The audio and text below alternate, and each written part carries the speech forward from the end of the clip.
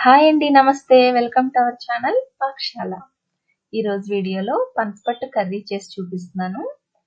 గోదావరి జిల్లాలో ఎక్కువగా చేస్తూ ఉంటారు. టేస్ట్ అయితే సూపర్‌గా ఉంటుంది. హెల్త్‌కి కూడా చాలా మంచిది. సో, ఒకసారి తప్పకుండా ట్రై చేయండి. సో, ఇక లేట్ చేయకుండా వీడియోలోకెళ్ళిపోదాం.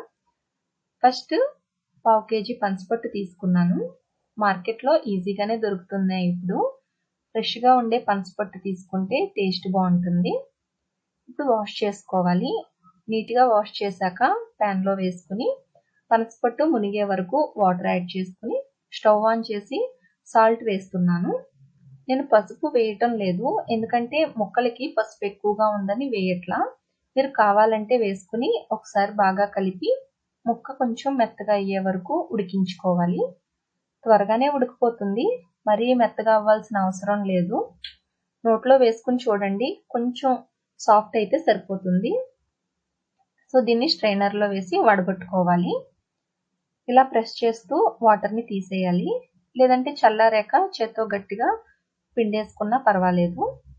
మొత్తానికి వాటర్ లేకుండా పనసపట్టుని బౌల్‌లోకి తీసి పక్కన పెట్టుకుంటున్నా.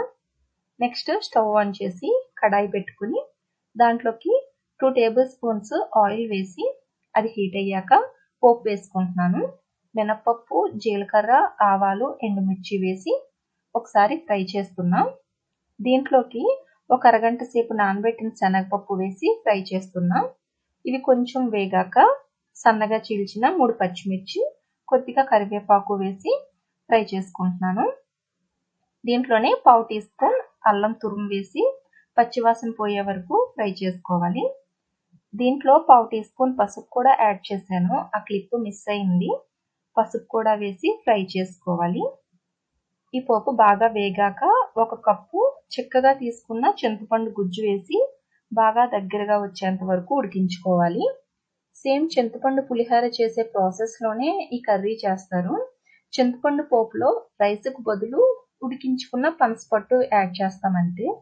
చూడండి, ఆయిల్ సెపరేట్ అయ్యి చింతపండు దగ్గరికి ఉడికింది కదా. ఇప్పుడు ఉడికించిన పనసపట్టు వేసి చింతపండు పోపులో కలిసేటట్లు బాగా మిక్స్ చేసుకోవాలి.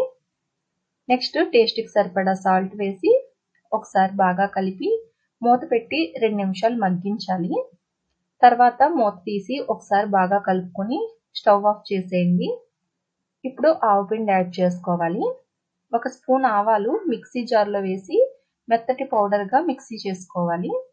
1 స్పూన్ ఆవపిండిని స్టవ్ ఆఫ్ చేశాక మాత్రమే వేసి కలుపుకోవాలి. ఆవపిండి మరీ ఎక్కువ వేశారంటే చేదొస్తుంది. చూసుకుని వేసుకోండి. నేను హాఫ్ టీ స్పూనే వేసుకున్నాను. కాకపోతే హాఫ్ కేజీ పనసపట్టుకి 1 స్పూన్ వేసుకోవచ్చు. సో, ఇంతేనండి. పనసపట్టు కర్రీ రెడీ అయిపోయింది. ఎప్పుడు ఒకటే రకం కర్రీ కాకుండా అప్పుడప్పుడు ఇలా పాతకాలం నాటి రుచులు కూడా ట్రై చేయండి.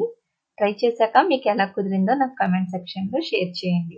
వీడియో నచ్చితే లైక్ చేయండి. మీ ఫ్రెండ్స్‌కి, రిలేటివ్స్‌కి షేర్ చేయండి. మరిన్ని వీడియోస్ కోసం నా ఛానల్‌ని సబ్స్క్రైబ్ చేయండి. Thanks for watching.